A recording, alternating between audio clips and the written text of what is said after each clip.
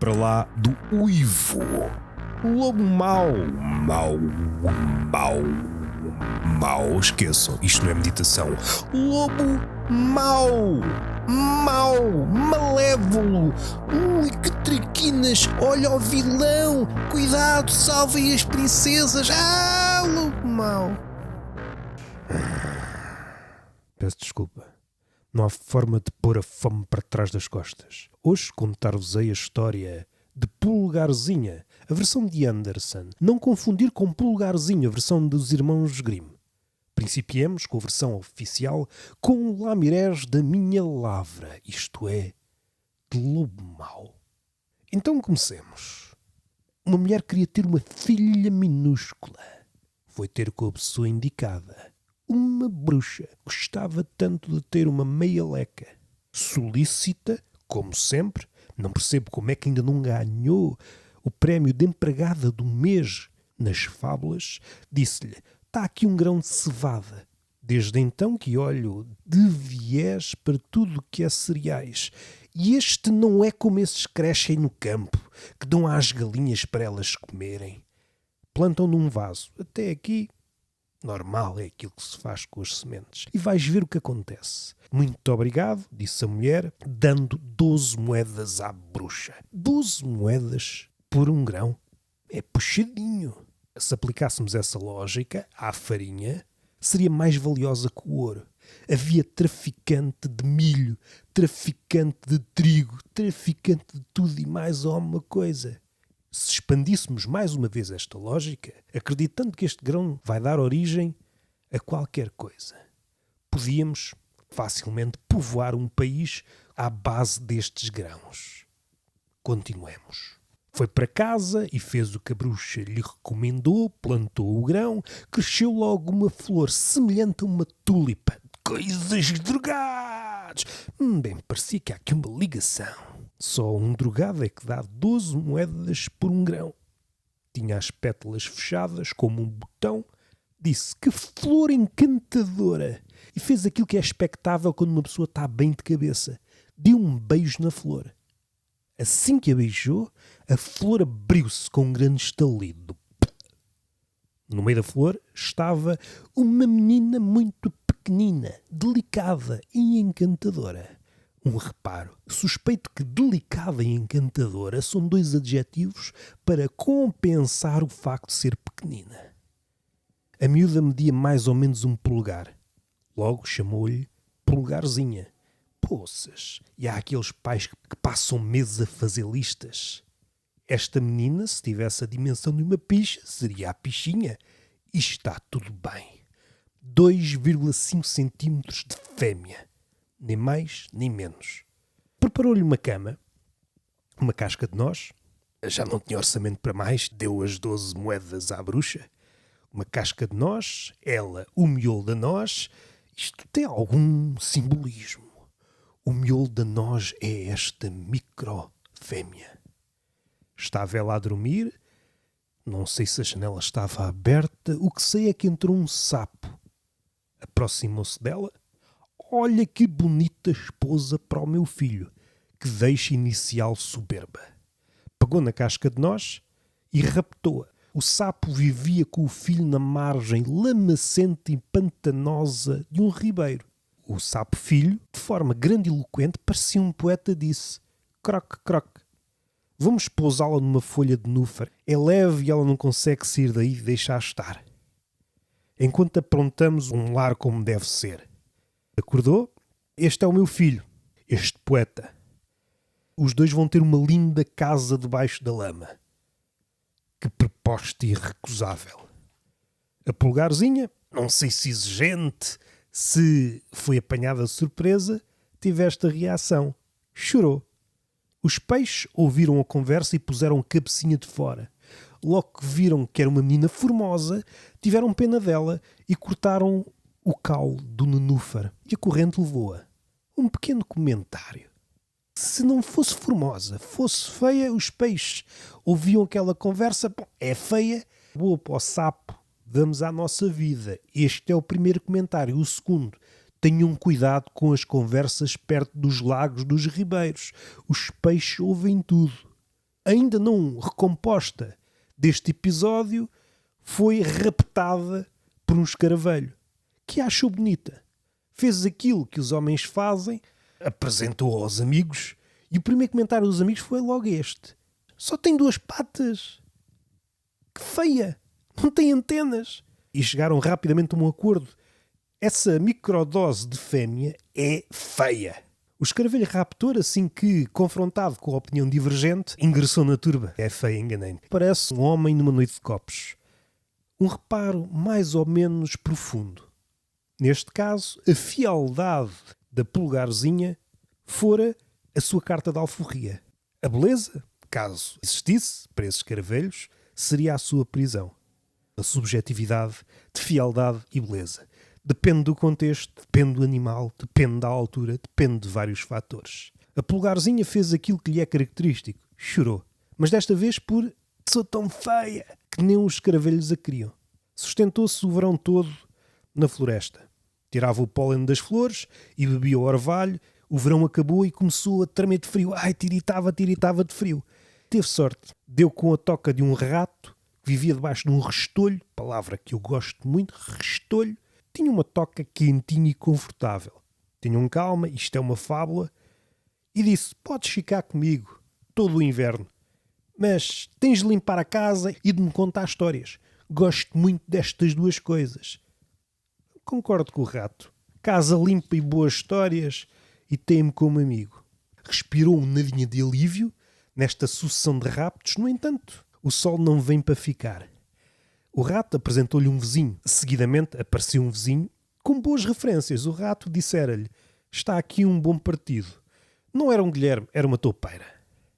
Dou-vos um trecho de uma deixa da toupeira, para vocês saberem com que linhas se cosem. Graças a Deus que os meus filhos nunca serão aves, que só sabem chilrear e depois morrem de fome no inverno. É como se dissesse: cantam, mas encher a despensa está quieto. As coisas, qual casamento cigano, seguiram-se para aí. Mais uma vez, a pulgarzinha via-se enredada entre amoias que lhe eram alheias. Certo dia cruzou-se com uma andorinha que estava para lá num túnel da toupeira. Parecia morta.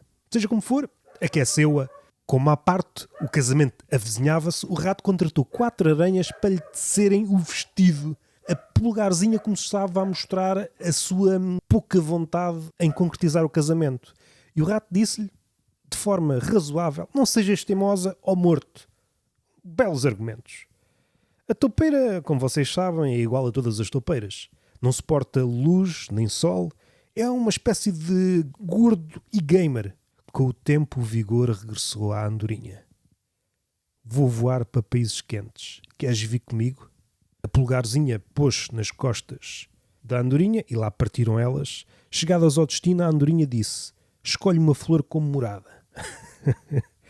E no meio da flor estava um homem, muito pequenino, branco e transparente como se fosse de vidro. Como se houvesse homens transparentes. Em cada flor havia um homem ou uma mulher assim pequeninas.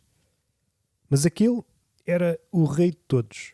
Apesar desta sucessão de episódios macabros, conseguiu escolhê-lo bem. O homem, que lhe atiçou o desejo, perguntou-lhe o nome e se queria casar com ele e ser a rainha de todas as flores. A pulgarzinha passou por vários episódios. Apareceu por geração espontânea de uma flor, foi raptada por um sapo, por um escaravelho, foi ajudada por uma borboleta, por uma andorinha, foi bem e maltratada por um rato, foi empurrada por um casamento por uma toupeira, e assim que chega a um sítio, não conhece ninguém, há um mini-homem, o rei deles todos, diz-me o teu nome e se queres casar. E ela, a experiência ensina-nos muita coisa. O que é que ela diz? Que sim, pá. Ao menos casavas com a toupeira, pá. Esquecendo isto. E assim que o sim soou, penduraram-lhe umas asas às costas da pulgarzinha. Agora já podia voar. Só nas histórias é que o casamento é uma libertação. Nunca mais te chamarás pulgarzinha, disse o marido. Vamos chamar-te Maia. Maia. Uma abelha. Retomemos este detalhe. Passou por várias histórias de abuso. Chega a um sítio, há um homem. Está a ser vítima de um homem muito poderoso. Grande assimetria de poder. Qual é o teu nome? Perguntou-lhe, queres casar? E ela disse, sou Pulgarzinha, quero casar. Não se percebe. Primeiro não se percebe o facto de querer casar assim com um homem que não conhece de lado nenhum. Só por ter os mesmos centímetros que ela, ok, és a coisa mais parecida que eu conheci desde que nasci de uma tulipa. Vamos casar. Pergunta-lhe o nome. Ah, ok, esse é o teu nome. Não quero esse nome. A partir de agora vais-te chamar Maia porque eu é que sei. Damos-te umas asas, que é metáfora de libertação, mas continuas a ser minha, porque eu também vou. Por isso, as asas não se servem de nada. Não penses fugir de mim, porque todos nós voamos. E a história acaba, segundo a versão de Anderson, com um plot twist do caraças, porque a andorinha revela que a história lhe foi contada por um homem na Dinamarca. Esta é a versão oficial. Chegou-me às mãos as páginas do diário de Pulgarzinha. Cá vai. Pulgarzinha, adivinhem, do tamanho de um pulgar. Uma pulgada. Como eu era mulher, arredondavam-me sempre por defeito. Eu tenho 2,5 cm. Não. És mulher, medes 2 centímetros. Tratavam-me como se as casas decimais não importassem para nada. Quando se é pequeno, consolam-nos com tangas. És pequenina, mas tens um coração grande. Que mentira. O meu coração é proporcional ao meu tamanho. Tenho um coração pequeno, mas não sou má. Não sejam literais. Ser deste tamanho limita muito. Não podemos ir a bailes, nem visitar casas de miúpes. Corremos o risco de sermos pisados. Todas as noites tenho o mesmo pesadelo. Olho para cima e há uma chuva de pés que se abatem sobre mim. A melhor coisa a fazer no meu caso é ter um bom seguro de saúde e um bom advogado. A minha origem. Minha mãe queria ter uma filha, mas pequena. Não queria ser uma mãe, queria ser uma micromãe. E pediu a quem? Uma das personagens com uma reputação mais em baixa nas fábulas. Confiável. Sou a Pulgarzinha, não confundam com o dos irmãos Grimm, que era um rapaz mal-humorado e dado a ser engolido. Sou a versão Anderson. Uma rapariga minúscula nascida do desejo de uma mulher sozinha. Estava no centro de uma tulipa, tipo de droga. Nasci graças ao beijo da minha mãe e fui condenado a um Tinder interespécies, sem consentimento. Os temas da minha vida: tráfico de noivas, sabes tarados, casamentos forçados, tipo cigano, com uma toupeira, raptada por insetos.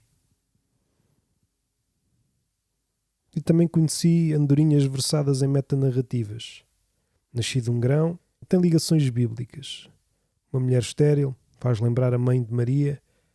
Procurem nos apócrifos. O meu tamanho é ideal para microagressões e grandes metáforas. Nunca me abordaram literalmente. A minha mãe, está bem de ver, ao acreditar na bruxa, revela-se logo. Não me chamou Ana, nem Clara, nem sequer Bernadette. Ao menos punha nome previsório até achar qualquer coisa de jeito. Pulgarzinha, porque media uma pulgada. Uma unidade de medida, é o meu nome. E nem sequer é unidade de sistema internacional. Assim que nasci fui objetificada e desumanizada. Mal nasci percebi logo o que era ser mulher. Comecemos pelo sapo. A primeira proposta matrimonial de um batráquio larápio de classe baixa. Certo dia, enquanto dormia numa casca de nós, não sei se isto é uma metáfora para alguém de classe média viver em Portugal, fui raptada por um sapo, como estava a dizer. Um animal com um vocabulário de pântano. Queria que eu casasse com o filho dele, uma criatura viscosamente inútil. Filho esse que roubou o vocabulário às músicas de funk brasileiro, só falava por onomatopeias. É uma ideia irrecusável. Viver num pântano e ter girinos. Fugi, graças aos peixinhos. Se virem peixinhos por aí, atirem-lhes comida. Eles são uns tipos porreiros. Podem não ter grande memória, mas são instintivamente ativistas. Coisa. A palavra que as mulheres ouvem quando são silenciadas. Não diziam o meu nome, diziam coisa bonita. Seguiram-se os insetos, o escaravelho. Não, isto não é a novela de Kafka. No meu mundo é muito mais simples. Após os sapos, caí nas malhas de um escaravelho. Achou-me engraçadinha. Mostrou-me aos amigos e eles disseram: só tem 2 pernas. E sem antenas, que horror! Resultado, fui descartada e despromovida a Miss Esterco, que no meu caso não é abonatório. Raptou-me O arrogante, o vaidoso, o narcisista achou-me atraente, pegou em mim e exibiu-me como troféu aos amigos. Eles disseram: ai, é feia. Então é feia. A beleza, descobri, é algo sujeito a revisão. Foi um dos pontos mais baixos da minha vida. Fui cancelada pela guilda dos quitinosos. Eles que são conhecidos pelo seu elevado critério, que se fazem acompanhar com bolas de merda. A ironia, o escravelho é feio, anda aos zigue-zagues e frequentemente tem um hálito que é um misto entre flores e merda. Quer dizer que não sou o suficiente para este bicho. Quer dizer que o Uber do excremento emite pareceres de estética como se fosse um influencer. Outra descoberta. Ser mulher, percebi eu, é estar submetida à avaliação contínua do olhar do macho. Mas isto não acabou.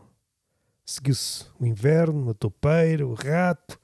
Fui acolhida por um rato do campo. Eu sei, não há almoços grátis, mas eu estava a tremer de frio. Tratou-me bem ao início. Até que forçou o casamento com uma toupeira. Ela era cega e dizia que me amava, e do outro lado ouvia: o amor é cego. Finalmente a andorinha. Estás bem? Foi a pergunta mais revolucionária de sempre. Escapei ao casamento certo com a toupeira. A toupeira gostava muito de ler, não sei como é que ela lia, mas tinha tantos livros e não me pareceu em braille. Também não quer falar. O que passou, passou. Foi aí que eu aprendi a gostar de poesia e eu acho que o senhor poeta, o Pablo Neruda, se enganou. Às vezes basta uma andorinha para trazer a primavera. Esta andorinha foi o suficiente. Vamos para um jardim quente e cheio de flores. Era verão, que inesperado. Encontrei pessoas do meu tamanho. Um deles, príncipe, em algumas versões, o rei, noutras, seja como for, alguém importante. De uma assentada, perguntou-me o nome e se eu queria casar. Parece um bêbado no final da noite. E eu esqueci de tudo o que tinha acontecido comigo. Disse que sim, me chamava Pulgarzinho e ele disse: está bem, vamos casar e esquece esse nome que é uma merda e a partir de agora chamas-te Maia. Casei e mudei de nome. Graças ao príncipe, ao rei, sei lá, o gajo era rico. E quando uma gaja pequenina casa com uma pessoa desta envergadura, em termos de nobreza, merda para o feminismo. Um reparo, o príncipe também veio de uma flor, o que só prova que as flores podem dar origem a machistas. Vendo desse prisma, a toxicidade é omnipresente. Qual é a moral? Fugi de quem me queria moldar e acabei moldada. Fui raptada, sexualmente objetificada por várias espécies, manipulada por figuras parentais. Vim ao mundo graças a uma bruxa. Em suma, fui de animal em animal até à consciência e abdiquei do feminismo. Fui de mãe adotiva para sapo, escaravelho, rato, toupeira, andorinha, marido, príncipe tóxico. Ganhei asas, a minha história é ela própria uma paródia a essa metáfora. Querem uma moral? Até as flores são arrancadas quando se tornam incómodas. Ser pequena nunca foi o problema. Ser obediente, sim. Esqueçam, eu casei-me com um gajo que me mudou o nome assim que nos conhecemos. Esqueçam. Nasci de um desejo, não do meu, da minha mãe, de uma mulher solitária. Queria ter uma filha. Pelos vistos não queria assim tanto, porque mal saí de casa nunca mais me procurou. Esta mini filha dá muito trabalho. Não tinha um quebra-nós em casa, tive que pedir a alguém para me abrir uma nós, para lhe dar uma cama. Porra, isto dá um trabalho do caraças. Era uma mulher que não estava muito bem, a minha mãe. E em vez de ir ao psicólogo, adotar um gato, ou inscrever-se num curso de olaria, foi ter com uma bruxa. E nasci. Chamou-me Pulgarzinha. O tamanho não interessa, no entanto descobri que minguamos com a idade. E não sei o que é que vai acontecer no fim. Se morro, se desapareço. Confissões de uma toupeira bem intencionada. Tentei casar com uma flor falante e fui cancelado por gostar demasiado do silêncio. Vê-se melhor no escuro. Mas digam isso às mulheres. Sou uma toupeira. Disseram que sou cego, é verdade. Posso ter muitos defeitos, mas ao menos nunca julguei ninguém pela aparência. O meu único critério é consegues ficar calada durante muito tempo. Aprecio o silêncio. Se pudesse, casava com um mimo. Gosto do escuro, da previsibilidade, e apareceu ela, a polegarzinha, tão pequena, tão viva, porra, e tão ávida de luz e tão barulhenta. O rato aconselhou-me: ela é perfeita para ti. Confiava no rato, velho, sabedor, não cai em artimanhas porque é rato, sabe onde mora o queijo, um tipo com hálito a bolota e pão. Tentei impressioná-lo o melhor que pude. Mostrei-lhe os túneis, li passagens de livros sobre minerais. Ela sorria, acho, nunca vi. Não se adaptou. Preparei tudo para o casamento. A cerimónia era íntima. Eu, ela, o rato e talvez um escaravelho discreto, pouco influenciável. Parecia ausente. Interpretei como timidez. No dia do casamento desapareceu, voou como uma andorinha, aquela puta ávida de luz. Uma ave. Que desgosto. Um bicho com asas, faminto, de alturas e luz. Um bicho ao impulso, despojado de sentido prático. Que desgosto. Continuo cego. Mas já não tão ingênuo. Nunca mais a vi. Aliás, nunca a vi. Mas vocês percebem. Nunca mais a vi. Nem a andorinha que, segundo me disseram, morreu em Copenhaga, atulhada de metanarrativas. O buraco que deixou para trás não ficou na terra. Está em mim. Ofereci-lhe estabilidade e musgo. Ela queria o céu. Ofereci-lhe silêncio. Ela queria voz e canto. Quis partilhar a escuridão. Ela queria a luz. Este é o ponto de vista da andorinha com síndrome de burnout migratória e lucidez de cínica. A diferença entre voar e fugir é quem te está a perseguir. Fui ensinada a migrar, a procurar o calor. Um dia, cansada e ferida, caí num túnel. Lá embaixo, onde os sonhos morrem de claustrofobia, foi lá que a conheci. Pequena como a autoestima de um comediante contemporâneo. Vi logo no olhar dela.